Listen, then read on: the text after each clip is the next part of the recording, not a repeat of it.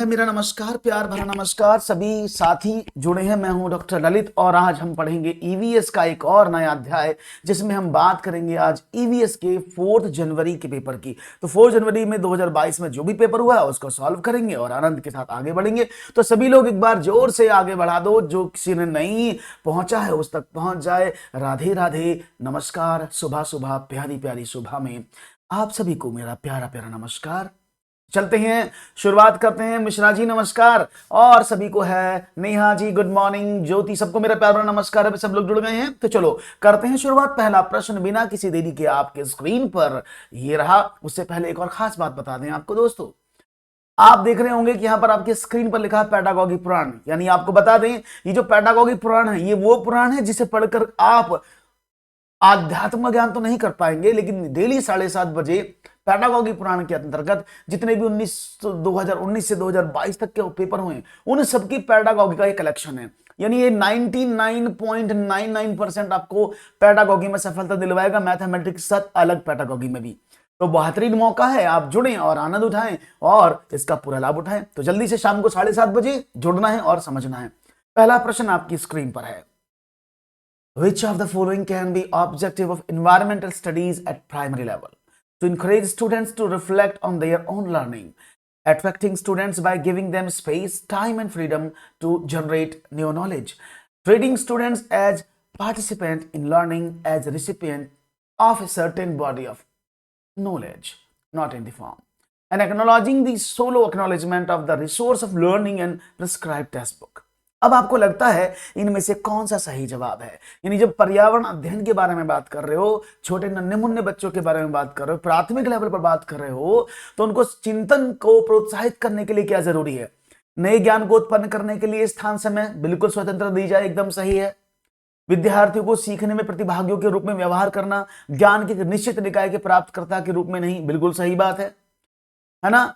ए, विद्यार्थियों को अपने स्वयं के सीखने पर चिंतन करने के लिए प्रोत्साहित करना, सेल्फ लर्निंग बिल्कुल होनी चाहिए।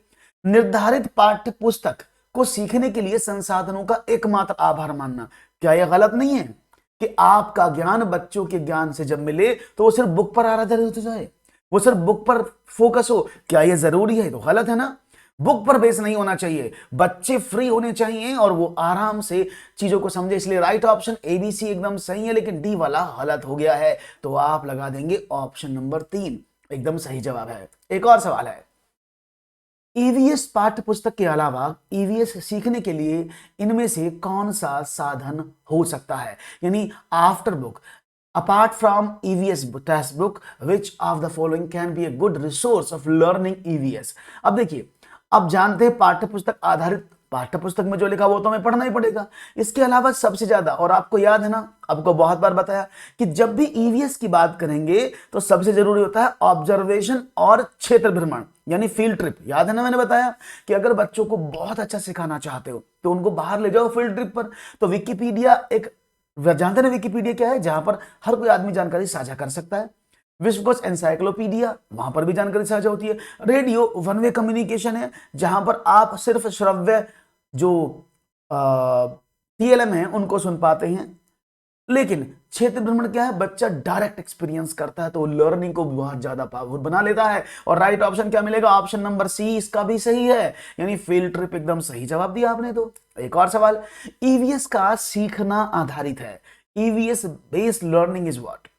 सरल से जटिल के सिद्धांत पर काम करती है, जटिल से सरल के सिद्धांत पर। अब देखो, सवालों को समझने की कोशिश करना, और ये शायद आपको एक बार में समझ में आ जाएगा। या कोई भी सब्जेक्ट, मैं ईवीएस की बात नहीं कर रहा हूं, चाहे मैथ की बात करें, क्या आप सिंपल टू कॉम्प्लेक्स, ये गलत लिखा है, क्या आप किसी भी चीज को जटिल से सरल यानी कठिन से आसान की तरफ पढ़ते हैं? गलत है ना। पहले आपको आसान आनी चाहिए। कोई भी नॉलेज आप लेते हैं तो क्या अमूर्त से मूर्त की तरफ? नहीं ना। पहले बच्चा छोटी छोटी मूर्त वस्तुओं को ढूंढता है, एब्स्ट्रैक्ट चीजों को नहीं करता, वो पहले कॉन्क्रीट चीजों को ढूंढता, उसके बाद वो एब्स्ट्रैक्ट की तरफ बढ़ता है। वैश्विक से स्थानीय के सिद्धांत पर, यानी पहले आप ग्लोबल की बात करेंगे फिर लोकल, यानी पहले आप सारे संसार के बारे में सोचेंगे फिर अपने घर पे आके सोचेंगे। तो गलत हो गया ना, जबकि परिवार तो पहली प्राथमिक पाठशाला है। ये भी गलत है ना। तो हम बच्चा कैसे सीखता है, हमेशा सरल से कठिन की तरफ चलता है। बिल्कुल, बहुत बढ़िया। तो ये पेपर तो बड़ा आसान सा लग रहा है मुझे, और आप लोगों को आनंद की प्राप्ति हो रही है, इससे अच्छी बात कौन सी है। सभी को मेरा प्यार भरा नमस्कार है। और राइट ऑप्शन एकदम सही है, सरल से जटिल की तरफ, principle of simple to complex एकदम सही आंसर है। राजा एक ईवीएस शिक्षक है, एक आकलन उपकरण का प्रयोग करता है जो विद्यार्थियों के काम के लिखित में मौखिक से दृश्य तक सभी घटकों में उपलब्धि मानदंड को स्पष्ट रूप से इंगित करता है। शिक्षक उपयोग कर रहा है इनमें से किस चीज का, समझिएगा प्रश्न का मांस मतलब समझिएगा। ये चारों चीजें जो आपके सामने लिखी हैं वो सारी क्या हैं, वो चारों चीजें ही आपके सामने असेसमेंट टूल के रूप में मानी जाती हैं, है ना। तो राजा एक ईवीएस शिक्षक एक आकलन उपकरण का, यानी वो क्या कर रहे हैं, एक असेसमेंट टूल का यूज करते हैं। उसमें विद्यार्थियों के लिखित में मौखिक से दृश्य तक सभी घटकों में उपलब्धि मानदंड को स्पष्ट रूप से इंगित करते हैं। शिक्षक किसका उपयोग कर रहा है, रूब्रिक का, चेकलिस्ट का, उपाख्यानात्मक रिकॉर्ड, दृष्टांत अभिलेख, यानी इसको बोलते हैं एनकॉडोडल रिकॉर्ड, या फिर अवलोकन पत्र। और ये सारे आपको पता है मेरे हिसाब से। और यहां पर मिल रहा है मुझे ऑप्शन नंबर बी, ऐसा मुझे सोचने पर आप कर रहे हैं मजबूर। तो देखेंगे उत्तर क्या होगा हुजूर, जवाब होना चाहिए सही, गलती बिल्कुल भी नहीं। तो देखेंगे, आपको बता दें इसका सही जवाब। इससे पहले मैं कुछ बता दूं आपको रूब्रिक के बारे में। रूब्रिक क्या है, ये एक आकलन का उपकरण है जो लिखित से मौखिक से लेकर दृश्य तक सभी प्रकार के विद्यार्थी कार्यों में सभी घटकों में उपलब्धि मानदंड को इंगित करता है। तो आपका तो आंसर मिल गया, आपको मिल गया कि नहीं मिल गया।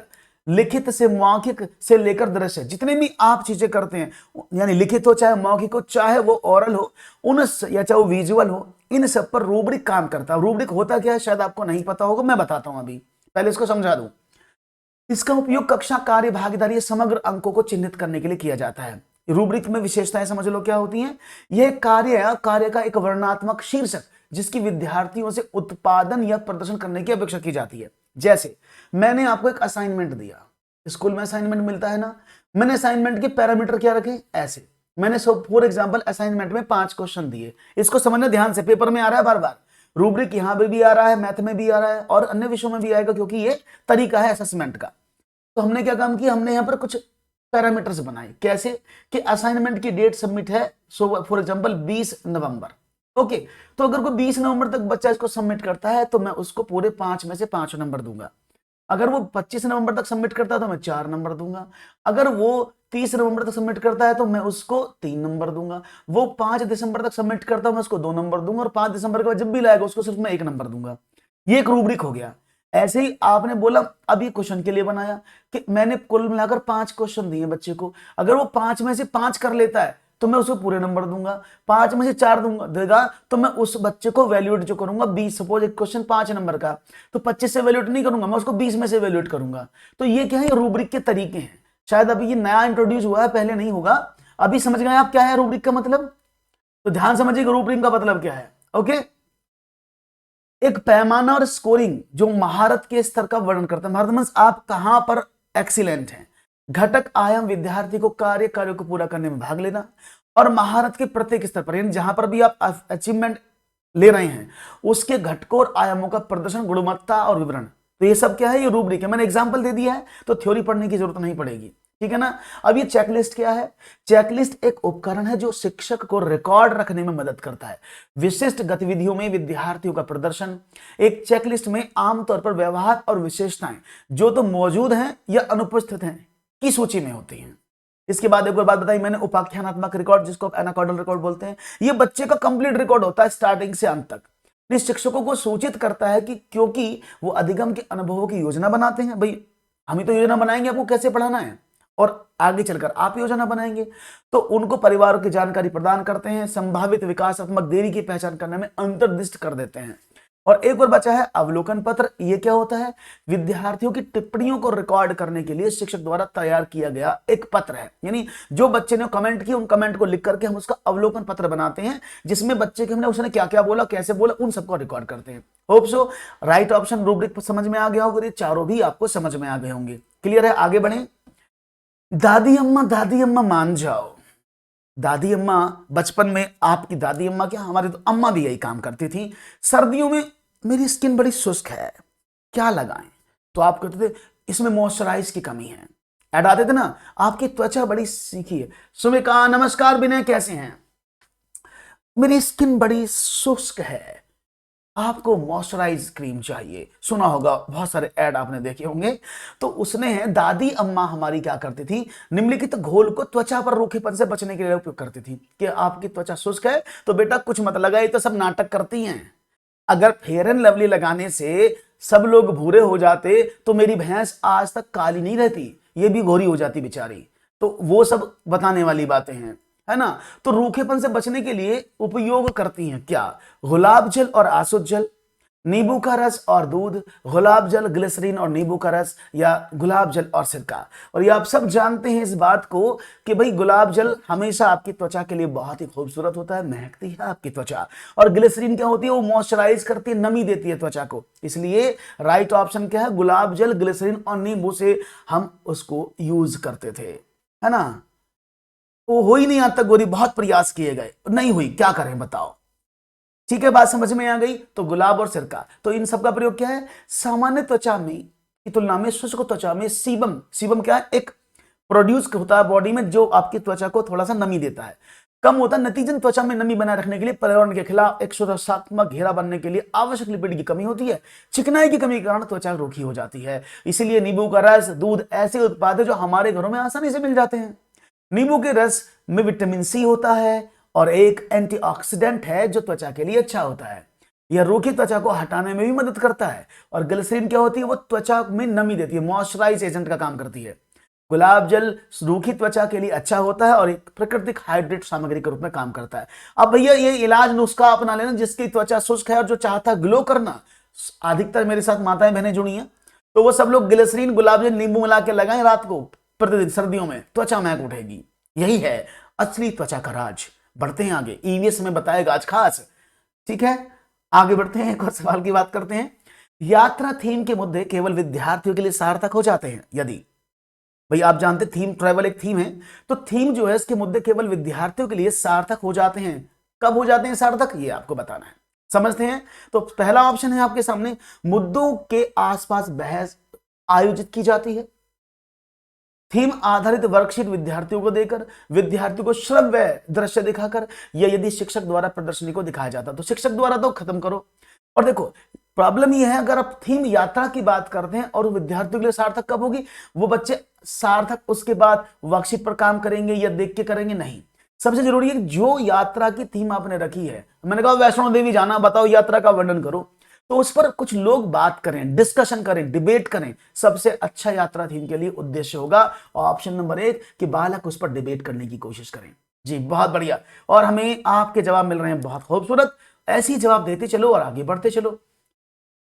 सीक्रेट हाँ लीक हो गया आज, ठीक है ना। चलो आगे बढ़ते हैं। अरे मैं नींबू त्वचा, ग्लिसरीन और शायद ऐसी लगाता हूं, है यही है मेरी त्वचा का राज। आगे बढ़े, सवाल समझ में आ गया। राइट ऑप्शन क्या, आप उसके आसपास के मुद्दे पर डिबेट करें। ये मैंने आपको बता दिया, जो लोग नए जुड़े जान लें, आज शाम से 7:30 बजे से पैडागॉजी प्राण शुरू हो रहा है। सभी लोग 7:30 बजे पधारें और विद्या लाभ उठाएं, क्योंकि 2019 से 2022 तक के सभी पेपर्स की पैडागॉजी यहां पर आपको कराई जाएगी। स्पेशल बैच लॉन्च हुआ है आपके लिए, लगभग 500 प्रश्नों का खूबसूरत संग्रह होगा। ईवीएस पाठ्य पुस्तक में शामिल है। ईवीएस सीखने के लिए वास्तविक कहानियां, कथाएं और वास्तविक घटनाएं, आप सभी जानते हैं ईवीएस पाठ्य पुस्तक में सबसे ज्यादा शामिल यही होता है ना, कि वहां पर वास्तविक कहानियां दी हैं, कथाएं दी हैं, वास्तविक घटनाएं दी हैं। क्यों दी हैं, इनका पीछे उद्देश्य क्या है। वह सूचना और सीखने का एकमात्र समृद्ध स्रोत है, क्या वो सीखने का एकमात्र मानते हैं। चलो इसको देखेंगे बाद में, हो सकता है क्या पता ये हो जाए सही, है ना। तो देख लेते हैं, वैसे समृद्ध स्रोत होते ही हैं। वे विद्यार्थी शिक्षकों और समुदाय को प्रेरित करते हैं, बिल्कुल सही बात है। इसलिए रियल लाइफ कहानी दी जाती है जिससे बच्चा उनको पढ़े और समझे और वो क्या हो उसके बारे में सोचे। वे हमें उन अनुभवों को फिर से देखने का अवसर प्रदान करती हैं जिससे हम परिचित हैं, जो हम देख चुके हैं, पर्यावरण को हम जानते हैं, उसको उस तरह से रिप्रेजेंट करने में सहायता मिलती है। वो शिक्षकों के लिए ईवीएस के शिक्षण शास्त्र को आसान बनाते। देखिए ईवीएस के शिक्षण शास्त्र को आसान बनाना किताब के माध्यम से नहीं होगा, वो टीचर की किस पर एबिलिटी पर डिपेंड करेगा कि क्या है। तो ईवीएस बुक्स उस टीचर को हेल्प नहीं करेंगी, इसलिए राइट ऑप्शन इसको गलत कर देते हैं।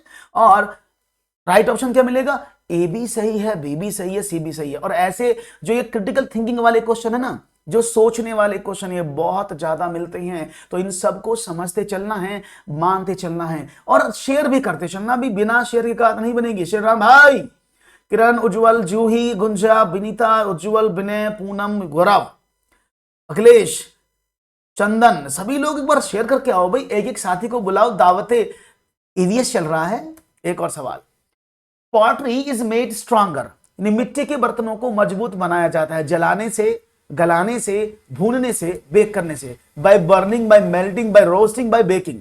सारे वर्ड एक जैसे लग रहे हैं मुझे तो, लेकिन आपको बताना है इसका जवाब क्या होगा। जलाने से। बहुत ही खूबसूरत जवाब देने की कोशिश। जलाने, मुझे लग रहा है श्री राम ने कहा जलाना, तो जिया जले, जान जले, नैनो तले, धुआं जले।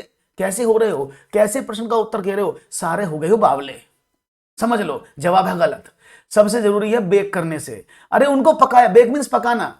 एक्चुअली इसका मैं लिख सकता था यहां पर पकाना, लेकिन पेपर में बेक करना ही लिखा था। इसको बोलते हैं पकाना, बेक मीन्स पकाना। तो मिट्टी के बर्तनों को पकाया जाता है। आपने देखा होगा कई बार इस तरह का सीन कि ग्रामीण क्षेत्र में जो बर्तन बनाने वाले व्यक्ति हैं वो पूरा बर्तन का एक पहाड़ बनाते, उसमें आग लगाते, जब वो क्या होते हैं, लाल हो जाते हैं। इस तरह से मिट्टी भी पकाए, मिट्टी की जो ईंटें हैं वो भी पकाई जाती हैं। तो ये पकाने से होगा मेरे भैया। मिट्टियों को, बर्तनों को पकाया जाता है, नहीं हो जाता है। गलत जवाब। आपने कहा समझो। अरे क्या भैया, जलाओगे क्या? बर्तन को जलाने से क्या होगा? जलेगा ही नहीं वो। जलाना और पकाने में अंतर है भाई, ठीक है ना। गैस जलती है, सब्जी पकती है। तो ये बेक करने से, बेकिंग से होगा राइट ऑप्शन। हमेशा पकाने से, मिट्टी के बर्तनों को पकाया जाता है जिससे मजबूत हो जाते हैं, है ना। हाँ, मतलब कहने से करोगे। आगे बढ़ते हैं। एक और सवाल देखो, ताई लगी हुई है ना, ताई और ताऊ दोनों लगे हुए हैं ना पकाने में, और ताऊ का छोरा भी लगा हुआ है। तो ये इस तरह से पकाया जाता है। इसको मैंने लाइव देखा है। आगे बढ़ते हैं, एक और सवाल की बात करते हैं। जो बच्चे सुन और बोल नहीं सकते वो सीखते हैं। How do childrens learn who can't speak and hear? By sign language, through the local values language, via Braille लिपि और थ्रू मदर टंग? जो बच्चे बोल नहीं सकते वो कैसे सीखते हैं? ये बड़ा सिंपल सा सवाल मैंने पूछ लिया है और आप जानेंगे इसका जवाब क्या होगा। देखो, अब जो बच्चा बोल नहीं सकता, प्रणाम गौरव, कैसे हैं गौरव भाई? आगे चलिए, शुक्रिया। तो बात समझिएगा, मातृभाषा के माध्यम से वो बोल ही नहीं पा रहा है, नहीं सुन पा रहा है, वो डम्ब है, वो नहीं बोल, सुनेगा कैसे? आप कुछ भी बोलोगे तो मातृभाषा तो उसको समझ में नहीं आएगी। ब्रेल लिपि सिर्फ उनको होती है जो दृष्टिबाधित होते हैं, जो देख नहीं सकते स्पर्श करके। स्थानीय भाषा, अरे जब उनको लोकल लैंग्वेज समझ में ही नहीं आती, समझ क्या, उनको सुनाई ही नहीं देता है, ना ही वो बोल पाता है, उस लैंग्वेज का फायदा क्या है? तो ये क्या चलेगा? वो ऐसे करते हैं ना लैंग्वेज वाली भाषा, तो वो क्या करेंगे, वो सांकेतिक भाषा के माध्यम से समझते हैं, वो समझते हैं साइन वाली लैंग्वेज। और राइट ऑप्शन ए आपने बहुत खूबसूरती से दिया है, इसमें कोई दो राय नहीं। और लाइक करने के लिए क्या मैं अलग से एक आदमी बुलाऊंगा कि वो बैठेगा और बार बार बोलेगा अरे भैया लाइक कर दो, लाइक कर दो? अभी मैं एक वो ले रहा हूं, हुआ था ना आजकल, आपने देखा होगा रेडियो पर जो आवाज लगाते हैं ना, सब्जी ले लो, आलू ले लो, भिंडी ले लो, टिंडा ले लो, वो क्या करते हैं आजकल, वो बोलते नहीं है, थक जाते हैं। तो उन्होंने क्या लिया, एक स्पीकर टाइप लिया हुआ है, वो उसका बटन प्रेस कर देते हैं और उसे बंद ही नहीं करते। लेके पूरी गली में जाओगे ऐसी आवाज आती रहेगी, आलू, प्याज, तोरी, भिंडी, टंडा, ऐसी मैं कहूंगा लाइक लाइक लाइक लाइक, तो वो पीछे लग लूंगा सायरन, वो हमेशा ये करता रहेगा लाइक करो, लाइक करो, लाइक करो। तो शायद आपको जो है फिर वो याद हो जाएगा, ठीक है। बोरा चिपचिपे चावल की एक सामान्य किस्म है, यह मुख्य रूप से पाया जाता है। Bora is a common variety of sticky rice. चिपचिपे चावल होते हैं ये कहां पाए जाते हैं भारत में? हालांकि पाए तो अलग देशों में भी जाते हैं, लेकिन भारत में कहां पाए जाते हैं? इन तमिलनाडु, असम, बिहार या ओडिशा। अब आपका जवाब क्या होगा देखेंगे, जल्दी से दीजिएगा आंसर, गलत ना हो आपका आंसर। तो राइट ऑप्शन क्या होगा देखेंगे जवाब। और हाँ हाँ जी, लाइक कर, हाँ अच्छा प्रश्न भाव, बिल्कुल सही बात है सर। आपकी आवाज सुनकर मजा आने लगा, अगर आप ईवीएस पढ़ाओ तो याद हो जाए। अरे शुक्रिया Akhilesh, thank you very much. तो आगे बढ़े और समझे इसका सही जवाब क्या है। बोरा शाउल नामक चिपचिपा चावल, स्वदेशी असमिया मिठाई, इसको क्या नाम बोलते हैं? अगर कोई पूछ ले ना कि असमिया मिठाई क्या है, वो चिपचिपा चावल, खाने में मीठा होता है। नाश्ते और नाश्ते के मुख्य रूप के घटक में असम में यूज किया जाता है, इसलिए असमिया मिठाई याद रहेगा।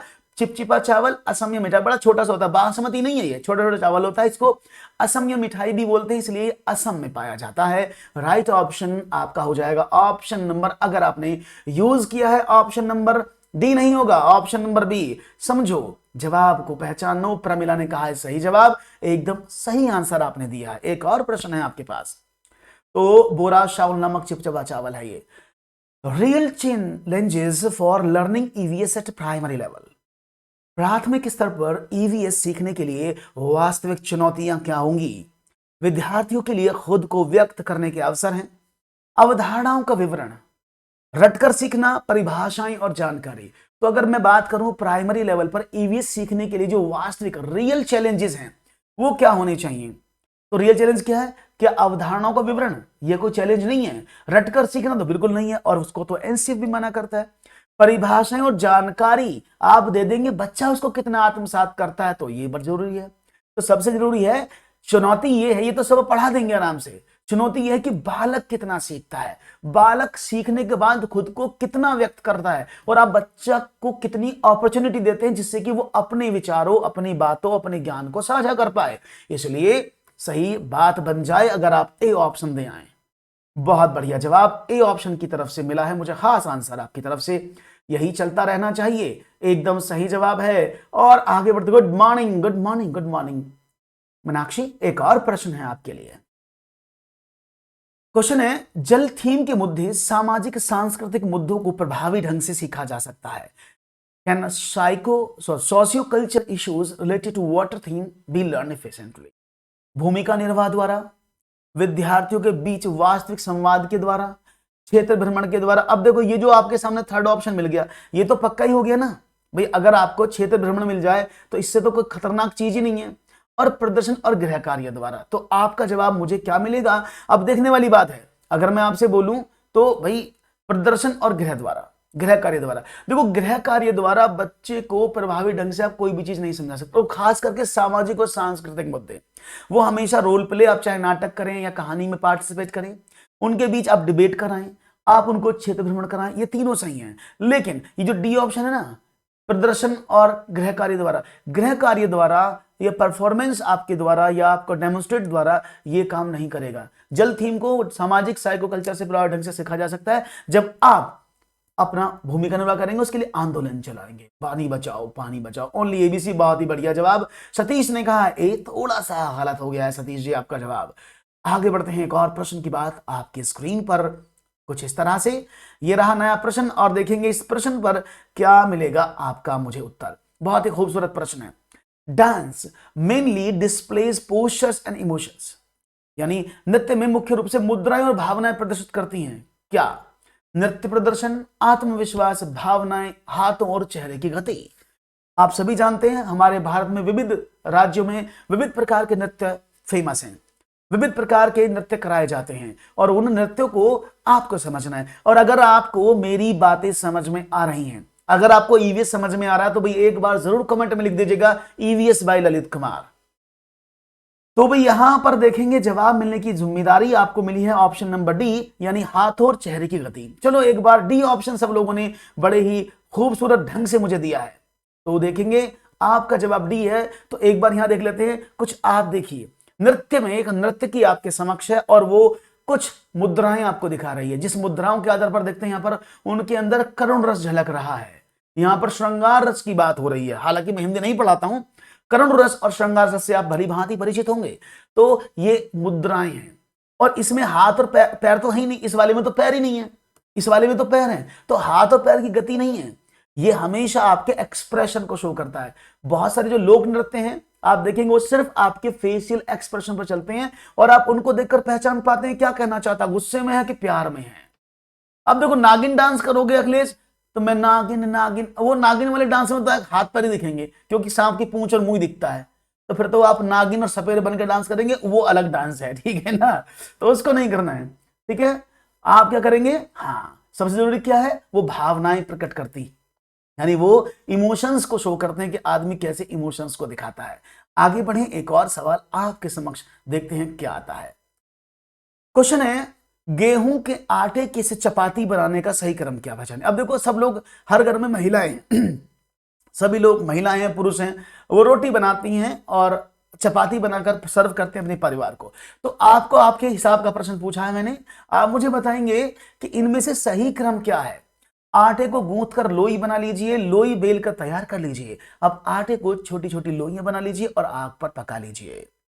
आटे की छोटी छोटी लोइयां बनाकर लोइयों को बेलकर आटे को लोई बनाकर और आग पर पकाकर, आटे की छोटी छोटी लोइयां बनाकर आटे को गूंथ कर लोई बना लीजिए, लोइयों को बेलकर आग पर पका लीजिए। आपकी रोटी तैयार है। आटे को गूंथ कर आटे की छोटी छोटी लोइयां बनाकर लोइयों को बेलकर और आग पर पकाकर, तो आपकी रोटी तैयार है। चपाती किस तरह से बना सकती हैं आप, ये आपके सामने है प्रश्न, और बहुत ही आसान देंगे आप जवाब, और सबको पता है। अब चाहे मेल हो चाहे फीमेल हो, बेशक मेल नहीं बनाते हैं सबके सामने, घर पे जाकर तो बनानी पड़ती होंगी कभी कभार, है ना। तो समझ जाओ, सब लोग समझदार हैं। तो राइट ऑप्शन क्या होगा, सबसे पहले आटे को गूंथा जाता है, उसके बाद आटे में छोटी छोटी लोइयां बनाई जाती हैं, उन लोइयों को बेला जाता है, और जिससे बेला जाता है उसको सब सारे पुरुष अच्छी तरह से जानते हैं, जिससे बेला जाता है उसको बोलते हैं बेलन। वो दूसरे कामों में भी बहुत बहुतायत रूप से प्रयोग किया जाता है, वो यहां मैं रिवील नहीं करूंगा। और आग पर पका, उसके बाद आग पर पका और खा लो, है ना। तो बात समझ में आएगी। ऑप्शन नंबर 4 एकदम सही जवाब है, बिल्कुल सही। अब बढ़ते हैं आगे, एक और प्रश्न की बात करते हैं, उज्जवल जी सीख जाओगे। Which of the following different from others, यानी ये तो सवाल तीसरी बार आया है, इस बार ये सवाल तीसरी बार पूछा गया है, ये सवाल थर्ड टाइम पेपर में पूछा गया है।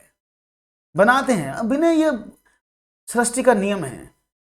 तो थर्ड क्या है, नदी पहाड़ झील झरने तालाब, ये क्या है, इनमें से सबसे अलग कौन सा। थर्ड टाइम ये सेम क्वेश्चन पूछा गया पेपर में। अब देखिए कितना आसान सवाल था, और आप कहेंगे हाँ, तो बिल्कुल सब जानते हैं ना सवाल का जवाब क्या होना चाहिए, बिल्कुल सही। नदियां पहाड़ झरने पर्वत में, नदी झील तालाब और झरना ये पानी के स्रोत है, इनमें पानी पाया जाता है, जबकि पहाड़ों पर पानी नहीं मिलता, है ना। ये पानी को इकट्ठा करने या पानी के साथ समूहित होते हैं, लेकिन ये जो झरना है बिल्कुल सही, लेकिन पहाड़ जो है वो माउंटेन्स पानी के साथ नहीं तोले जा सकते। राइट ऑप्शन डी, इसको तो बहुत आसान तरीके से दिया है। लाइक करते रहें, प्यार बनाते रहें। एक छोटे से पेड़ या झाड़ी की शाखा से लटकने वाले घोंसले बनाने वाला पक्षी कौन सा है। Is the nesting bird hanging from the branch of A small tree और सर्प। कौवा, बारबेट, सूर्य पक्षी, भारतीय रॉबिन, इनमें से कौन सा ऐसा पक्षी जो छोटी से शाखा से लटकने वाला घोंसला बनाता है। और देखेंगे आपको, नहीं शर्म की क्या बात है, इसमें शर्म वाली क्या बात है, खाना बनाना चाहिए। तो राइट ऑप्शन मिल रहा है मुझे भारतीय रॉबिन, क्योंकि आप सब जानते हैं कि भारतीय रॉबिन। इससे पहले मैं आपको दर्शन करा देता हूं सभी लोगों के, एक बार सभी पक्षियों को देख ले। और यहां पर ऑप्शन बी सी डी सब में हुई है लड़ाई। देखो सवाल बहन भाई, इसको सभी जानते हैं, कौवा काव काव करता है। एक दिन कौवा बोला, कौवा काए काए करता है। कौवा सबसे बता दें आपको, बुद्धिमान पक्षियों की श्रेणी में आता है कौवा। कौवे के बारे में खास बात बता दूं, कौवा बहुत ही बुद्धिमान प्राणी आता में पक्षियों में आता है। अगर तोते को छोड़ देना, वो तोता सबसे बुद्धिमान माना जाता है, उसके बाद कौवे का नंबर आता है। क्योंकि ये क्या करता है ना, ये खाना जो है ना ले लेता है, खाना ढूंढ लेता है, और खाना ढूंढने के बाद छुपा देता है, और 3-3 दिन या 8-8 दिन के बाद भी इसको याद रहता है मैंने खाना कहां रखा था, वहां से निकाल के खा लेता है। और इसको प्रकृति का सफाई कर्मी के रूप में भी जाना जाता है, क्योंकि ये छोटे मोटे कीड़े, गंदगी, सड़ी गली चीजें इनको खा लेता है, और ये सर्वाहारी पक्षी के रूप में आता है। और ये जो कौवा है, ये ऐसा घोंसला बनाता है टहनियों से। और आप जानते हैं, मैंने कोयल वाली बात बताई थी, कोयल आती है इसके घोंसले में अंडे रख जाती है। एक दिन कोयल बोली, अरे भाई तू एक बात बता, तू मेरे बच्चों को पालता है। कोयल बोली, तू मेरे बच्चों को पालता है तो शादी क्यों नहीं कर लेता। समझो बात को। ये कोयल बोली कोए से, भाई कोए तू शादी क्यों नहीं करता है। समझना, कोयल ने बड़े प्यार से पूछा, तू शादी क्यों नहीं करता। तो कौवा बोला, बिना शादी की जिंदगी में इतनी काएं काएं रहती है, और शादी करके क्यों बढ़ानी है। कौवे के बारे में कहानी है, ठीक है ना। हाँ, समझ रहे हो बात को, क्योंकि वो तो काएं काएं 24 घंटे काएं काएं करता है ना, उसकी आवाज ही काएं काएं वाली है। तो समझ गए मेरी बात को, समझ गए होंगे। तो इसको कौवा बोलते हैं। दूसरा आता है कॉपरनिकस बारबेट। ये एशियाई बारबेट है, जो भारतीय उपमहाद्वीप और दक्षिण पूर्व एशिया में पाया जाता है। यह ज्यादातर बगीचों, पेड़ों और विरल वुडलैंड में निवास करता है, जबकि इसकी ताल मापी के साम आवाज संदिग्ध है। इसे ढूंढना मुश्किल हो सकता है, क्योंकि इसका छलावरण और छोटा आकार इसे आसानी से पत्तियों के बीच छिपा देता है। और ये अपना घोंसला बनाता तो लटकता हुआ है, लेकिन ये बड़े बड़े पेड़ों पर बनाता है। याद रखिएगा, ये ऊंचे ऊंचे वृक्षों पर बनाता है, ठीक है। हाँ, ये ऊंचे ऊंचे वृक्षों पर बनाता है। दूसरा तीसरा आता है, इसको बोलते हैं सूर्य पक्षी। ये क्या है? ये घोंसला पेड़ की डाली या टहनी से लटकता हुआ मकड़ी के जाल जैसा संगठित होता है, जिसके कारण इसके भीतर पानी की एक बूंद भी नहीं जाती है। यह घोंसले का आकार बहुत छोटा, सोडा वाटर की बोतल जैसा दिखता है। स्वभाव से विलासी और मधुपाई होने के कारण यह चिड़िया अपने घोंसले में समेल की रुई की मुलायम सेज बिछाई रहती है। इसी चिड़िया बड़ी आरामदायक है, यदि वो बाहर रुई जैसे चीजें इकट्ठी करती है, उसके अंदर रखती है, उसमें आराम करती है। तो ये आंसर इसका सूर्य पक्षी होना चाहिए, ठीक है ना। इसके बाद आता है ये, इसको बोलते हैं, आप शायद जानते होंगे, इसको क्या बोलते हैं? भारतीय रॉबिन। यह पक्षी एशिया और यूरोप में मुख्य रूप में पाया जाता है, और अमेरिका में भी रॉबिन बर्ड होता है, लेकिन यूरोपियन बर्ड से अलग है। और भारत में भी रॉबिन बर्ड पाया जाता है, जो इन दोनों से अलग है।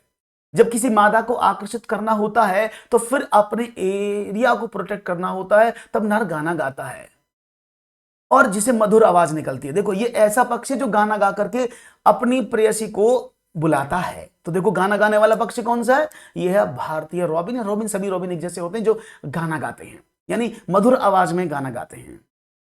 हम तुम्हें चाहते हैं ऐसे, और वो इसकी प्रेमिका आराम से आ जाती है इस गाने में, हैं? जब किसी मादा को आकर्षित करना होता है, फिर एरिया को प्रोटेक्ट करता है और तब नारा गाना गाता है और मधुर आवाज निकलती है। ये तो मैंने आपको बता दिया।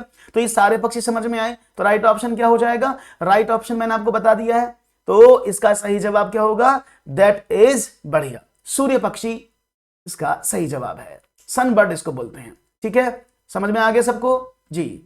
तो सभी लोगों को मैं आपको बता दूं जिससे कि आपको चीजें समझ में आए और सभी लोगों समझ लें, ठीक है ना। ओके, आगे बढ़ते हैं और एक और सवाल समझ सकते हैं। मगरमच्छ मुख्य रूप से शिकारियों द्वारा मारे जाते हैं। Crocodile are mainly killed by poachers. क्यों मारे जाते हैं पॉचर्स द्वारा? त्वचा के लिए, सींगों के लिए, दांतों के लिए, खुशबू के लिए। तो देखेंगे आपका जवाब क्या मिलेगा, और हमें उम्मीद है कि आपका जवाब बहुत अच्छे से। देखो, इस अजीबोगरीब दुनिया में, पेड़ों की दुनिया में, सब लोग जो है ना, सब पेड़ पक्षी पौधे हर अपनी प्रकृति में रहते हैं और जानने की कोशिश करते हैं। और यहां पर जवाब मिलेगा मुझे ए, मगरमच्छ को उसकी त्वचा के लिए। क्या बात है! तो एकदम सही जवाब मैं आपको बता दूं, आपके अकॉर्डिंग क्वेश्चन का आंसर क्या होगा? मगरमच्छ लगभग 1 वर्ष में 1 करोड़ मगरमच्छ इसलिए मार दिए जाते हैं उनकी त्वचा के लिए। मगरमच्छ के शरीर में सभी अंग अवैध रूप से काला बाजार में भेजा जाते हैं, लेकिन इनका मुख्य रूप होता है इनकी त्वचा, क्योंकि बहुत मजबूत होती है। और त्वचा का उपयोग मुख्य रूप से लग्जरी बैग बनाने के लिए, जो बहुत महंगे महंगे होते हैं, बेल्ट, जूते, पर्स, इन सब के लिए किया जाता है। हालांकि अगर मैं सींगों के लिए बात करूं तो सींगों के लिए गैंडों को मारा जाता है, दांतों के लिए हाथियों का शिकार किया जाता है, खुशबू के लिए काला हिरन या कस्तूरी हिरन को मारा जाता है। ये आप सब जानते ही, पूछ सकता है इन तीनों को, तो मैं इनको भी बता देता हूं। काले गेंडे और सफेद गेंडे मुख्य रूप से शिकारियों द्वारा उनके सींगों के लिए मारे जाते हैं। इनके सींगों से औषधि, साज सज्जा और सौभाग्य के लिए, यानी हम मानते हैं कि काले गेंडे का सींग हमारे घर में लटका होगा तो हमें सुख समृद्धि आएगी। इस थ्योरी को मैं भी नहीं समझता हूं कि जानवर को मारने से ऐसे मिल जाएगा कुछ। दांत, हर वर्ष 20,000 हाथी उनके दांतों या हाथी दंत के लिए मारे जाते हैं। और एक कहावत भी है कि जिंदा हाथी लाख का, मरा हाथी 1.25 लाख का, क्योंकि उसकी जो पार्ट्स हैं वो बहुत महंगे मार्केट में जाते हैं। इनका उपयोग पियानो की चाबियों, गहनों, आकृतियों के लिए किया जाता है। तीसरा आता है खुशबू। स्वेट कैट, बीवर और कस्तूरी मृग को उनके सत या गंध के लिए मार दिया जाता है। इसका उपयोग विभिन्न प्रकार के इत्र बनाने में किया जाता है, क्योंकि उनके अंदर इत्र पाया जाता है और वो महकते हैं, ठीक है ना। तो राइट ऑप्शन समझ में आया? चारों मैंने बता दिए। सींग के लिए गैंडे को, दांत के लिए हाथी को, खुशबू के लिए कस्तूरी मृग, बीवर पक्षी को, और स्किन के लिए, त्वचा के लिए मगरमच्छ को। हाथियों के झुंड का मुखिया होता है the head of elephant. Elephants का कौन होता है मुखिया? Largest mail elephant, oldest female elephant, smallest female elephant और स्मॉलेस्ट मेल एलिफेंट। सबसे बड़ा नर हाथी, सबसे उम्रदराज मादा हाथी, सबसे छोटी मादा हाथी, सबसे छोटा नर हाथी। आपका जवाब क्या होगा? और यहां मुझे मिल रहा है आपका ऑप्शन, क्योंकि इस पर मैंने एक आपको बताया ना, इस पर मैंने एक आपको शॉर्ट भी बना के दिया था। मैं शॉर्ट बनाता रहता हूं बीच बीच में, कि जब हाथी 14 वर्ष का हो जाता है तो सीधा स्टेटमेंट बोलता है, मैं आवारा एक बन जा रहा, दुनिया दी ठा ठा ठा, मेरा कोई नहीं तो और ठिकाना। क्योंकि वो क्या होता है, वो झुंड छोड़ देता है। थोड़ी सी जानकारी, रोचक जानकारी ले लेते हैं हाथी के बारे में। जैसे हाथी आप देख पा रहे होंगे, तो हाथी पर मौजूद सबसे बड़ा स्तनपायी है। इसके बच्चे स्तन होते हैं, दूध पीते हैं। झुंड मात सत्ता का पालन करता है, यानी इसमें मां की जो शक्ति है वो विद्यमान है, यानी सबसे बड़ी मादा हाथी झुंड की मुखिया होती है, मैंने आपको बताया था, क्योंकि पुरुष में होते ही नहीं है। एक झुंड में 10 से 12 मादे हाथी और बच्चे होते हैं, इसमें मुख्य रूप से मादा और बच्चे हाथी शामिल होते हैं। झुंड में कोई नर हाथी नहीं होता, वे 14 या 15 वर्ष की आयु में झुंड से निकल जाते हैं। इसके साथ साथ झुंड में जलवायु परिवर्तन होता है, वो स्थान को परिवर्तित करते हैं, तो नर हाथियों को बुला लेते हैं कि तुम भी आ जाओ हमारे साथ। और एक वयस्क हाथी एक दिन में 100 किलो यानी 1 क्विंटल तक पत्ते खा लेता है और टहनी खा सकता है। 3 महीने का हाथी का वजन 200 किलो यानी 2 क्विंटल। सवाल पूछे गए पेपर में जिन्हें मैं पढ़ रहा हूं। और हाथी ज्यादा आराम नहीं करते, वो सिर्फ 2-3 घंटे ही सोते हैं।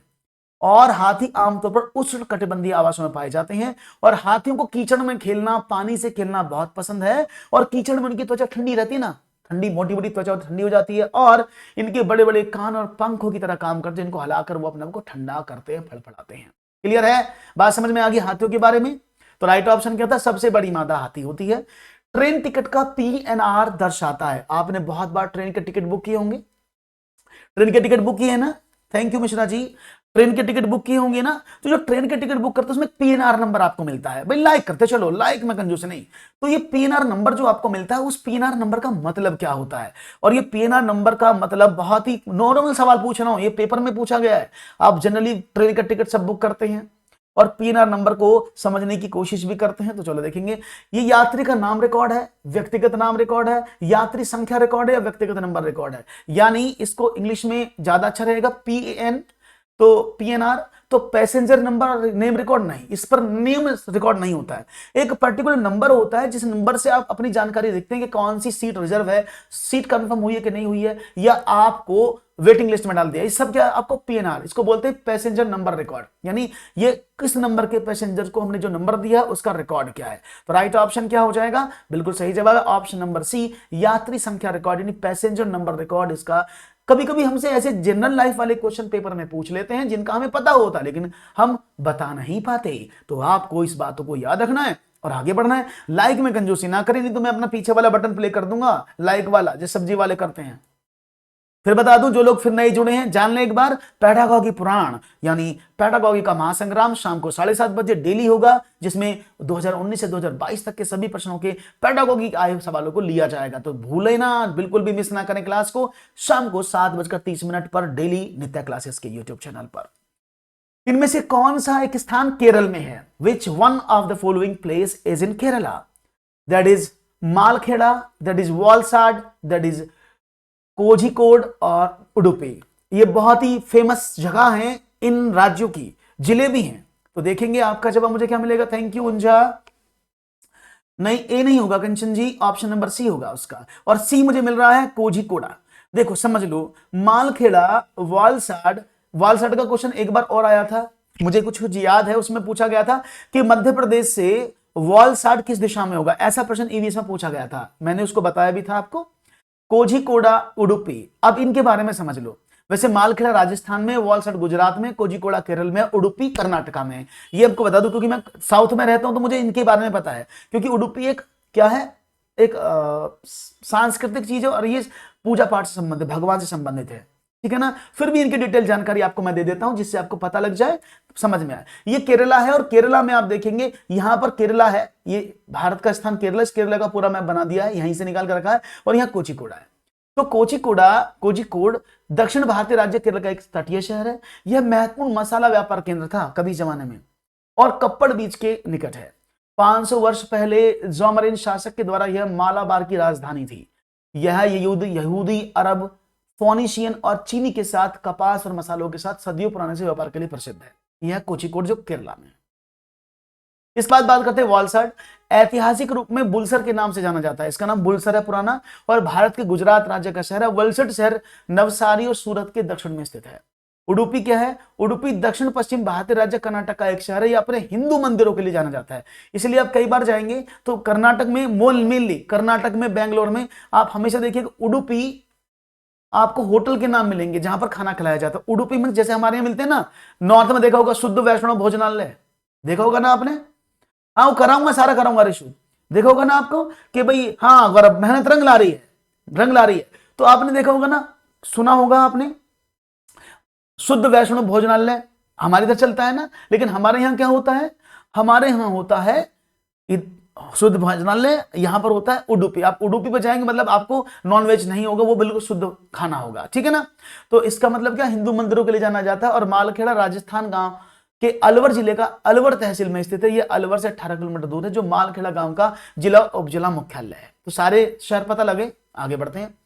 ईवीएस में आत्म आकलन, self assessment in EVS is what. सीखने के लिए आकलन है, सीखने के बारे में आकलन है, उपलब्धियों और सीखने के परिणाम के निर्णय के बारे में सीखना है, यह सीखने का आकलन है। यानी ये सवाल बड़ा अच्छा है और ये बहुत कंफ्यूज भी करता है आप लोगों को कि सर हम समझ नहीं पाते इसका मतलब क्या है। यानी अगर आप सेल्फ असेसमेंट करते हैं तो क्या होता है, असेसमेंट इज फॉर लर्निंग, इसको असेसमेंट फॉर लर्निंग भी बोल सकते हैं। Learning is about learning. दूसरा है अचीवमेंट्स एंड लर्निंग आउटकम और असेसमेंट ऑफ लर्निंग। तो देखो यहां सवाल आपको मिलेगा क्या, और ऑप्शन मिल रहा है तेजी से, हाँ यूपी बिहार में ढाबा मिलते हैं इसी नाम से। तो राइट ऑप्शन क्या मिलेगा, हमें उम्मीद पूरी है आपसे, तो केवल सी नहीं हो सकता। आपको बता दें ये जितने भी ऊपर लिखे हैं सब क्या है, ये फॉर्मेटिव असेसमेंट के पार्ट हैं। सीखने के लिए आकलन, असेसमेंट ऑफ लर्निंग हमेशा क्या होता है, मूल्यांकन होता है, ये आप जानते हैं है ना। इसको वैल्यूएशन बोलते हैं, जो फाइनल स्टेज पे किया जाता है, जो आपको अचीवमेंट टेस्ट बोलते हैं जिसको। तो अचीवमेंट में आप सेल्फ असेसमेंट नहीं कर सकते, वहां तो आपका असेसमेंट मास्टर जी करेंगे जो आपकी कॉपी चेक करते हैं, है ना। तो असेसमेंट ऑफ लर्निंग क्या है, इज ए मूल्यांकन। ये क्या है, ऐसे है जो आपको अचीवमेंट देता है। तो ये फाइनल वैल्यूएशन होता है, आपने कितना सीखा जो हमने पढ़ाया है। तो इसलिए इसको सेल्फ असेसमेंट में नहीं ले सकते, इसलिए एबीसी एकदम सही जवाब है। इसमें से सीखने का आकलन सेल्फ आकलन में नहीं आता। ओके बहुत बढ़िया, आगे बढ़े। हाँ इलू इलू मैं ऑलरेडी कह चुका हूं, फिर भी मैं बाद में कहूंगा जाकर के। ओके एक और प्रश्न ले लेते हैं।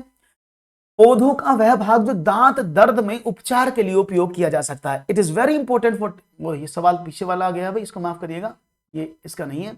The part of the plant which is mainly use for teeth pain और टूथ पेन, सौंफ, लौंग, अफीम के बीज या मेथी। और आप जानते हैं कि जब आपके दांत में दर्द होता है, चलिए भाई सो हुआ पूरा हट गया पीछे से, अगर आप जानते हैं ना, अगर मैं बात करूं दांत में दर्द है तो आपने देखा होगा ना, आपके मसूड़ में दर्द है, हाँ तो नमक कर लो। क्या आपके मसूड़ में दर्द है, हाँ जी, तो नमक वाला पेस्ट कर लो। या फिर लौंग और नमक के गुणों से भरपूर डाबर लाल दंत मंजन, आपने यार सुना होगा ना डाबर लाल दंत मंजन, तो वही है लौंग। अब लौंग के कुछ और भी गुण जान लेते हैं, इसको लौंग बोलते हैं, आप जानते हैं क्लेव, इसको क्लोव्स भी बोलते हैं, क्लोव। तो लौंग खाने से भूख बढ़ती है, तो जिसको भूख नहीं लगती वो लौंग खा सकता है। पेट के कीड़े अगर आपके हो रहे तो आप लौंग खा सकते हैं, उसमें मददगार होता है। लौंग मूत्र मार्ग की समस्याओं को दूर करता है, अगर आपको पेशाब में या आपको मूत्र नली में कोई प्रॉब्लम है तो आप इसको ले सकते हैं, किडनी को वेरी कर देगा सही। शरीर से हानिकारक पदार्थों यानी टॉक्सिन्स को निकालने में लौंग सहायक है। इसलिए आप बता दें आपको, अगर आप कर्नाटक की तरफ यानी साउथ की तरफ आएंगे, अगर आपको मीठी चीज भी खाएंगे ना, हाँ बिल्कुल, क्यों मीठी चीज भी खाएंगे, अगर आप इवन देन खीर या हलवा भी खाते हैं तो आपको लौंग जरूर मिलेगा उसमें। वो जानते हैं कि लौंग खाने से स्वस्थ रहता है आदमी, इसलिए यहां की कोई भी डिश खाओगे उसमें लौंग जरूर मिलेगा। हड्डियों को मजबूत बनाने के लिए लौंग का सेवन किया जाता है, तो लौंग के फायदे भी। तो ये दादी अम्मा वाला चैप्टर है भाई, ये तो दादी अम्मा वाली पढ़ाई है ना, जहां पर आपको सारे घरेलू नुस्खे भी मैं बता रहा हूं। तो जानते रहो, पढ़ाई के साथ साथ आनंद भी करो और चीजों के बारे में सीखो भी। तो राइट ऑप्शन मिला है आपको, बिल्कुल सही जवाब है, सेवन करने से इतने फायदे मिलते हैं लौंग के। ईवीएस की कक्षा में निम्नलिखित में से किसे छोटा किया जाना चाहिए, विच one of the following should be minimised in the EVS classroom. Description विवरण, नैरेटिव्स आख्यान, फ्री डिबेट्स बहस, चित्र यानी पिक्चर रीडिंग। सबसे कम किसको किया जाना चाहिए, सवाल आपकी तरफ है और मैं चाहूंगा आपका जवाब मुझे मिलेगा सही, गलती नहीं होगी आपसे। मैं बेंगलोर से लाइव हूं मिश्रा जी। जी राइट ऑप्शन क्या होगा, मेरी जॉब बेंगलोर में है ना इसलिए। तो राइट ऑप्शन विवरण है, आख्यान है, बहस है, चित्र पढ़ना है। तो आपको बता दें, आप जब भी कोई चीज पढ़ाएं तो आपका जो डिस्क्रिप्शन है यानी जो आप बताते हैं चीजों के बारे में, जो एक्सप्लेनेशन देते हैं ये चीज ऐसे वैसे वैसे, उसको छोटा रखो। बाकी आख्यान नैरेटिव यानी जो आप नोट्स बनाते हो छोटे छोटे उनको दो। आप डिबेट रखो, चित्र पढ़ाओ, चित्र के माध्यम से पढ़ाओ, मैं भी चित्र का यूज कर रहा हूं, लेकिन विवरण जो है, एक्सप्लेनेशन इज नॉट द विवरण। विवरण मतलब उसके बारे में कहानी कहना, जैसे मेरे भैया वैसे थे, मेरे भैया ऐसे नहीं चलना चाहिए। तो डिस्क्रिप्शन जो है वो छोटा होना चाहिए किसी भी चीज का, क्योंकि डिस्क्रिप्शन ज्यादा बड़ा होगा तो बच्चा बोर हो जाएगा, ठीक है ना। आगे लाइक करो, आगे बढ़ाओ। एक और विच one of the following statement is true regarding environmental studied at primary level. प्राथमिक स्तर पर पर्यावरण अध्ययन के संबंध में निम्नलिखित में से कौन सा कथन सत्य है? यह एकल विषय दृष्टिकोण पर आधारित है, यानी ये क्या एकल, it is based on single subject approach, क्या ये सिंगल सब्जेक्ट अप्रोच पर डिपेंड करता है? और बहुत सारे मेरे साथी कहेंगे सर जी लग तो कुछ ऐसा ही रहा है, करता है, ये एकल विषय दृष्टिकोण पर आधारित है, आपको बताना सत्य है, तो ये तो गलत है ना, ये तो इंटीग्रेटेड है, इसमें तो सामाजिक विज्ञान, विज्ञान और पर्यावरण अध्ययन तीनों को मिलाया जाता है ना, तो ये तो गलत हो गया। कक्षा 3 से 5 तक पर्यावरण अध्ययन ईवीएस एक विषय के रूप में विज्ञान, सामाजिक विज्ञान और पर्यावरण शिक्षा की अवधारणाओं और मूल्य को एकीकृत करता है। बिल्कुल सही बात है ना कि ये इंटीग्रेटेड सब्जेक्ट है जिसमें आप ईवीएस को भी, विज्ञान को भी, सामाजिक विज्ञान को भी, पर्यावरण शिक्षा को भी इंटीग्रेट करके पढ़ाते हैं। ये एकदम सही है, सबसे बड़ा वाला सबसे बेहतर है। ईवीएस की पाठ्य पुस्तक में प्रयुक्त भाषा औपचारिक है, ऐसा नहीं है, अनौपचारिक भाषा का भी प्रयोग किया गया, मतलब जो लोकल लैंग्वेज में चीजों को समझ पाए। यह विषय 1 और 2 में है, इससे संबंधित मुद्दों, चिंताओं को भाषा और गणित के माध्यम से दिया जाता है, मुद्दों चिंताओं को नहीं दिया जाता है इसमें, यह विषय के रूप में गणित के साथ इंटीग्रेटेड है, बस इतना समझ लीजिएगा। तो राइट ऑप्शन क्या है, सही कथन कौन सा? ऑप्शन नंबर 2 एकदम सही। अगर बी ऑप्शन आप चुन के आएंगे तो जवाब जिंदाबाद जिंदाबाद जिंदाबाद हो जाएगा। बहुत ही बढ़िया, आगे बढ़ते हैं, एक और सवाल आपके स्क्रीन पर लेते हैं, ये रहा। निम्नलिखित में से कौन सा प्राथमिक स्तर पर पर्यावरण अध्ययन की बाल केंद्रित प्रवृत्ति को इंगित करता है? ये बाल केंद्रित है, चाइल्ड सेंट्रिक की बात हो रही है। तो स्कूल में विद्यार्थी के जीवन को स्कूल के बाहर उनके जीवन से जोड़ना चाहिए, एकदम 100% सही है ना। आप बताओ क्या स्कूल में बालक को उसके बाहरी जीवन से जोड़ना चाहिए? आप कहेंगे बिल्कुल जोड़ना चाहिए सर जी, क्योंकि एनसीएफ क्या कहता है कि बालक को उसके बाहरी जीवन से जोड़कर पढ़ाओ। सही बात है, रटन को हतोत्साहित करना चाहिए, बिल्कुल सही बात है। हतोत्साहित में अब बहुत सारे बच्चे बोलेंगे सर ये तो नेगेटिव टर्म है हतोत्साहित, लेकिन नेगेटिव टर्म किसके लिए यूज हुई है? रटने को डिग्रेड करना चाहिए, रटने से बचना चाहिए, इसका मतलब ये भी सही बात है। सीखने के लिए किताबी शिक्षा से प्रस्थान, बिल्कुल सही बात। अगर आप सीखना चाहते हैं तो जो बुकिश नॉलेज है उस पर डिपेंड नहीं रहना, आपको आगे भी बढ़ना है, और स्कूल और समुदाय के बीच स्पष्ट सीमा है, तो ये गलत है क्योंकि ये बाल केंद्रित नहीं है। क्योंकि बालक को जब दैनिक जीवन के बाहर आप घर से जोड़ोगे, समुदाय से जोड़ोगे, तभी तो बच्चा पढ़ेगा, तो ये ऑप्शन तो गलत हो जाएगा। तो राइट ऑप्शन मैं कह सकता हूं 3 मुझे सही मिले, ए बी सी, तो सी ऑप्शन लगा दे सही। बी ऑप्शन एकदम सही जवाब है, करेक्ट आंसर दिया आपने बी, बहुत ही खूबसूरती से। इसी तरह से आप जवाब देते चलिए, आगे बढ़ते चलिए, बहुत ही खूबसूरत माहौल सुबह सुबह आपका मेरा दोनों का दिन बन जाएगा अगर आप सही से समझ जाएंगे। 25 का एबीसी, बहुत बढ़िया। नेक्स्ट क्वेश्चन है, reinforce of learning of EVS, the focus of assessment should be on what? EVS को सीखने और मजबूत करने के लिए आकलन का ध्यान किस पर केंद्रित होना चाहिए? अब देखेंगे आप किस पर केंद्रित करते हैं। सीखने पर केंद्रित होना चाहिए, सीखने के रूप में सीखने पर होना चाहिए, अनौपचारिक सीखने पर होना चाहिए, सीखने के लिए होना चाहिए। तो ईवीएस किस बात पर जोर देता है, ये आपका जवाब होना चाहिए। और राइट ऑप्शन क्वेश्चन नंबर 26 का मुझे मिला है बी, सीखने के रूप में सीखने पर। लेकिन आपको मुझे बताते हुए बड़ा दुख हो रहा है कि आपके द्वारा चुना गया विकल्प गलत है। कृपया अपने विकल्प का पुनः चुनाव करें क्योंकि ये विकल्प आपने गलत चूज कर लिया है। सही विकल्प है ऑप्शन नंबर डी। याद रखिएगा, आप जब भी प्रश्न को समझने की बात करते हैं तो हमेशा याद रखिएगा सीखने के लिए। अगर आप ऑप्शन नंबर 2 को, क्योंकि ईवीएस में जो भी चीज आपको पढ़ाई जाती है वो सीखने के लिए होता है, तो बाल केंद्रित आंकलन होना चाहिए, बच्चा कैसे सीखे, वो सीख रहा है कि नहीं सीख रहा है, तो सीखने के लिए टू लर्न हम आप बात करेंगे तो हमेशा बच्चों को सिखाने के लिए जो ध्यान केंद्रित होना चाहिए, सीखने के लिए, उनको प्रेरित करने के लिए, उन्हें सिखाने की कोशिश कर रहे हैं। तो राइट ऑप्शन होगा ऑप्शन नंबर डी। अनौपचारिक सीखने पर नहीं होता, अनौपचारिक तरीके से सिखाया जाता है जिससे कि वो औपचारिक चीजों को सीख पाए। ठीक है ना, पलटी मारो सब, ऑप्शन नंबर डी पे आ जाओ। सही जवाब था ऑप्शन नंबर डी। आगे बढ़ते हैं, सीख रहा है, बहुत बढ़िया इलू। ईवीएस में प्रमाणिक तथा सार्थक शिक्षण दिया जाता है। आप जानते हैं ऑथेंटिक और meaningful teaching can be impart in EVS. किससे दिया जाता है? वर्णन द्वारा। तो एक एक स्टेटमेंट को चेक करते चलो और गलती जहां मिले उसको काट दो, सबसे अच्छा तरीका यही है। तो क्या आप जानते हैं वर्णन द्वारा? अभी तो मैंने बताया डिस्क्रिप्शन शुड बी लेस, अभी मैंने बताया ना डिस्क्रिप्शन तो छोटा होना चाहिए। अभी देखो सभी सवाल मैंने पढ़ाया था कि आप जब ईवीएस पढ़ाएं तो डिस्क्रिप्शन ना दें, एक्सप्लेनेशन दे सकते हैं। वास्तविक संवाद द्वारा आप डिबेट कर सकते हैं, सही बात है। प्रयोग के द्वारा आप एक्सपेरिमेंट कर सकते हैं, बिल्कुल सही बात है। सही और गलत के रूप में विद्यार्थी द्वारा दिए गए उत्तर का आकलन द्वारा, बिल्कुल सही बात है। तो प्रमाणिक तो इसी से बनेगा ना, जब बच्चों को आप आकलन करोगे।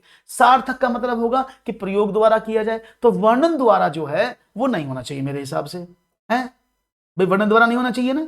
अगर मैं आपसे बात करूं तो यानी यहां पर क्या होगा, वर्णन द्वारा कर सकते हैं जी। ईवीएस को सार्थक। अब देखो यहां पर आप सोचेंगे सर आपने पीछे तो मुझे बताया था ऐसे और यहां पर कर दिया आपने ऐसे, तो समझने की कोशिश करेंगे सवाल को ढंग से।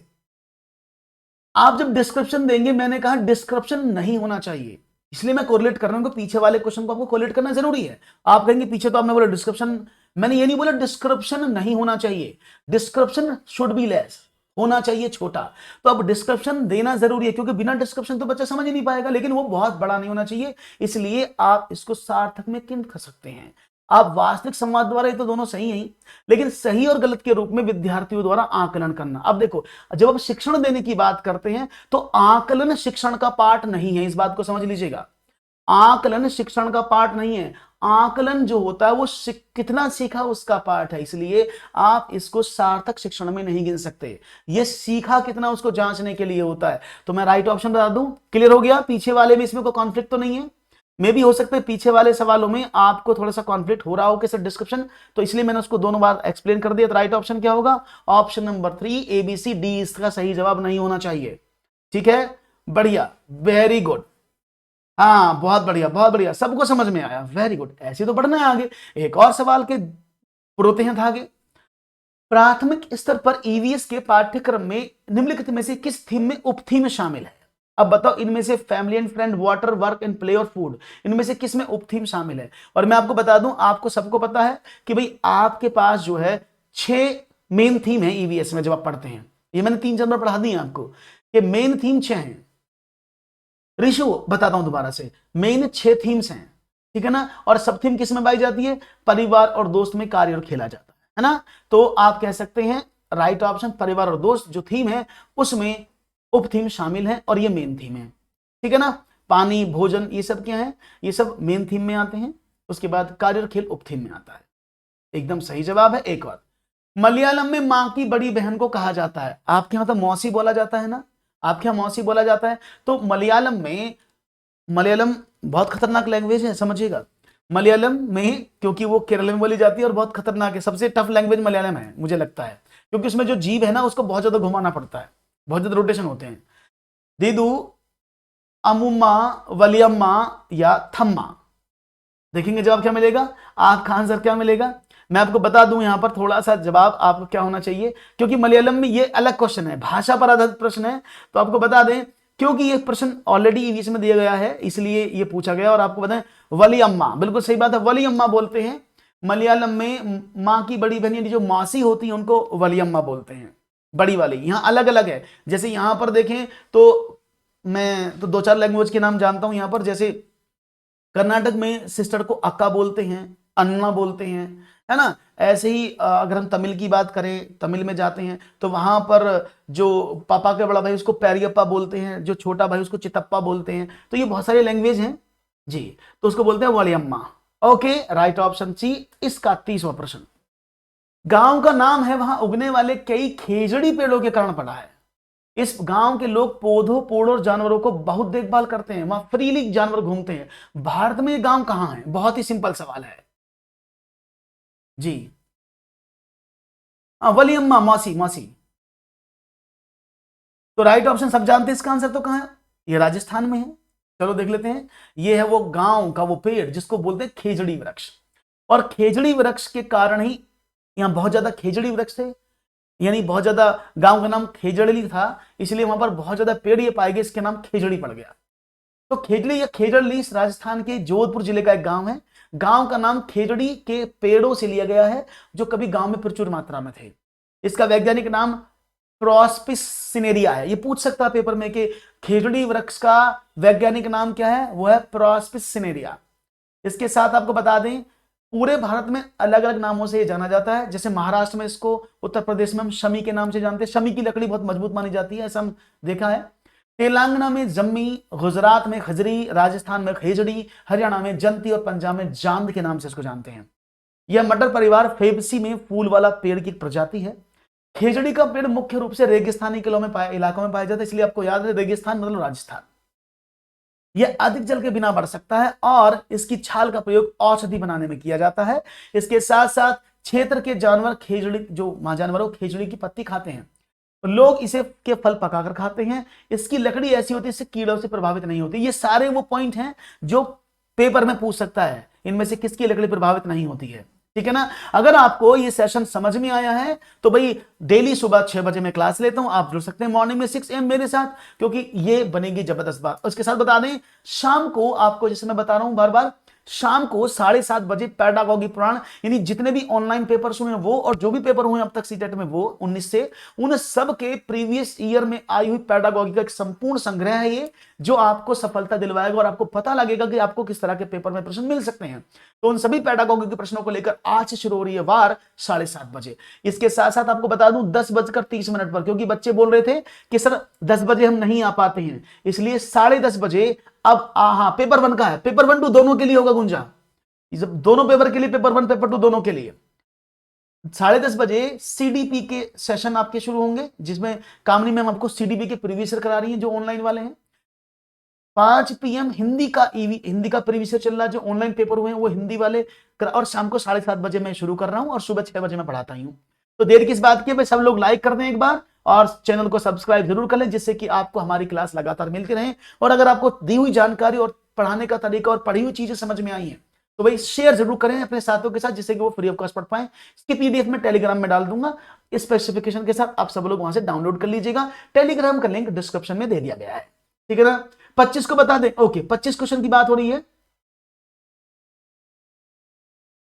ओके मंजू, 25वां प्रश्न पूछा गया मुझसे, तो 25वां प्रश्न आपको बता देता हूं। ये रहा, देखो समझो इस प्रश्न का आंसर समझो, इसको साथ प्रॉब्लम हो रही है। देखो, स्कूल में विद्यार्थियों को जीवन से स्कूल के बाहर का जीवन को जोड़ना, ये सही बात है ना। जब आप बाल केंद्रित की बात करते हैं तो बाल केंद्रित में क्या होता है, शिक्षा बच्चे के ऊपर आधारित होनी चाहिए, क्योंकि बच्चों में इंडिविजुअल डिफरेंसेस होते हैं, व्यक्तिगत भिन्नताएं पाई जाती हैं, और व्यक्तिगत भिन्नताओं के आधार पर बच्चा क्या होता है, अलग अलग तरीके से सीखता है। उसको दैनिक जीवन से जोड़ना, कोई रट के सीखता है, कोई समझ के सीखता है, कोई और तरीके से सीखता है। तो बालक को स्कूल के जीवन के बाहरी जीवन से जोड़ा जाए, ये NCF कहता है। रटने को हतोत्साहित मतलब डिमोटिवेट करना, यानी जो बच्चा रट के समझता है उसको मना करो, उसको डिमोटिवेट करो कि रटना सही बात नहीं है, ठीक है ना। ये हतोत्साहित वर्ड जो है वो नेगेटिव है, लेकिन लिखा क्या है, समझने को हतोत्साहित नहीं करना, रटने को हतोत्साहित करना, रटने वाली चीजों को, प्रवृत्ति को खत्म करने की बात की, सही बात है, क्योंकि बच्चे को संकल्पनात्मक ज्ञान होना चाहिए। सीखने का लिए किताबी शिक्षा से प्रस्थान, अगर आप अच्छा सीखना चाहते हैं सिर्फ बुकिश नॉलेज पर मत रहो, क्षेत्र भ्रमण पर जाओ, आगे समझो, डिबेट करो, नए नए टॉपिक्स पर बात करो, ये सही है। स्कूल और घर के समुदाय के बीच स्पष्ट सीमाएं होनी चाहिए, नहीं सीमाएं स्पष्ट हैं, 7:30 बजे के बाद मेरा बच्चा घर आ जाएगा तो उसको पढ़ाने का नहीं, इस तरह की सीमाएं नहीं होनी चाहिए। अब बात समझ में आ गया होगा। 10 से 12 तक भाई देखो आपके अकॉर्डिंग 10:30, अब देखो वो नहीं हो पाएगा तो आप देख लीजिएगा एक बार। अब मैडम का भी अपना टाइम है ना, तो मैं उसमें तो कुछ नहीं कह सकता हूं, क्योंकि हर कोई टीचर अपना टाइम देखता है। 28 ओके सरदार नायब जी, 28वां सवाल, 28वां सवाल था, ये जो प्राथमिक स्तर पर EVS के लिए जो थीम है, तो पहली थीम होती है परिवार और मित्र, आप परिवार मित्र जुड़ते हैं। जब आप दोस्तों के साथ खेले थे, दूसरी थीम आती है आपको क्या चाहिए, आपको खाना चाहिए, भोजन चाहिए, उसको आप पानी भी चाहिए, रहने के लिए घर चाहिए कि नहीं चाहिए, घर भी चाहिए। उसके बाद आपको यात्रा भी चाहिए, भाई मम्मी पापा ने घर दे दिया, खाना दे दिया, मम्मी पापा घुमा के लाओ, पिकनिक मनवाओ, तो आपको यात्रा भी करनी चाहिए। और उसके बाद छठी थीम है हम चीजें कैसे बनाते हैं, how we construct the things, हम चीजें कैसे बनाते हैं, तो ये छठी थीम है। तो टोटल मिलाकर ये 6 थीम है। इन 6 थीमों के बाद जो भी थीम आपको समझ में आएगी वो सब उप थीम है, ठीक है ना। ये 6 थीम है मेनली, इन 6 के बाद जो भी आएगा तो समझाएगा। टेलीग्राम ओपन है, सबके लिए चल रहा है मिश्रा जी, टेलीग्राम सबके लिए चलता है, इट्स ओपन टू ऑल, ठीक है ना।